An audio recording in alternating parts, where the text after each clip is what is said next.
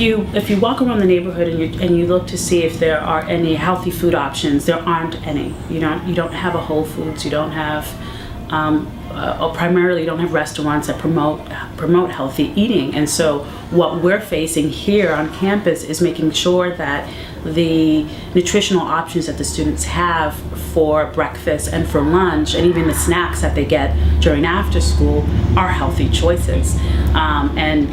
It gets costly. It gets costly, and so for us as an institution, for us the school, who's made an institutional commitment to health and wellness and involving and adopting the SPARK program and adopting all of the different body breaks and brain breaks that we want to make sure that our kids are not just physically active, but also the nutritional piece is also a critical piece. And so that's something that we're going to have to figure out. And I'm happy that Katrina's here to help us figure that out. And so we have a really great brain trust in her.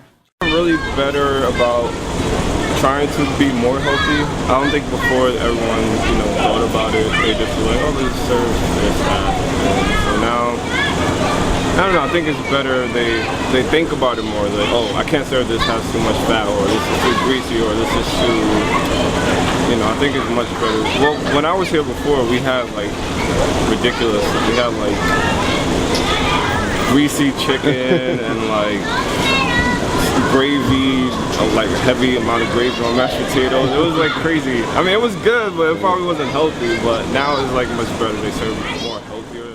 I think the food choices are key, but it really starts with education. Educating essentially the parents, because the parents are the gatekeepers. And I think there's many things you can look at it. I think eating with a spiritual compass is very important. Doesn't matter what spirituality is, but if you look at from that perspective, there's always some type of fasting, there's always some type of cut back on meats, there's always a way to cut back on butter and stuff like that. And then obviously we're really far behind, because only 6% of adults and kids in America eat enough vegetables and fruit, so that's 94% so that's a big gap. But I also think that we have to look at health from many other aspects too. Soda consumption, and on top of that, understanding that finding other proteins than just eating meat. So enjoying vegetables. I'm not vegetarian, but I enjoy vegetables. I definitely think that we have access to parents in a really unique way that will allow us to convey any message that we want to convey. So the question is going to be, or the opportunity is for us to create that opportunity where we can bring parents together to talk to them about the different foods that they have at home and how to use what they already have and make the foods healthy options for themselves and for their children. But it starts first by a level of education. If you don't know what you don't know, then you're not fully aware of how you can really, impact any aspect of your life, right? And so we definitely have an opportunity to be able to talk to parents about health and overall wellness.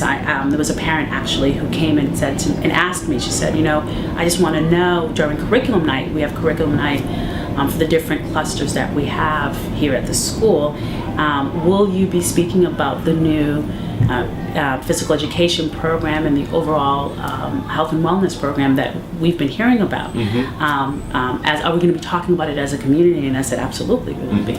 And so already there is, parents know there's a buzz, and so we need to leverage that buzz and move from there through workshops, through demonstration, through all of that. And our parents like that. They really do.